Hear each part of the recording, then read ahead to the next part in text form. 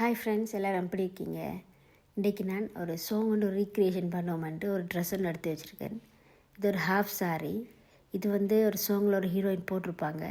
என்ன சாங்குன்ட்டு நீங்கள் கெஸ் பண்ணுங்கள் பார்க்கலாம். அப்படி நீங்கள் கண்டுபிடிச்சா இந்த கமெண்ட் பாக்ஸில் நீங்கள் மெசேஜ் பண்ணுங்கள், நான் ரிப்ளை பண்ணுறேன். தேங்க்யூ.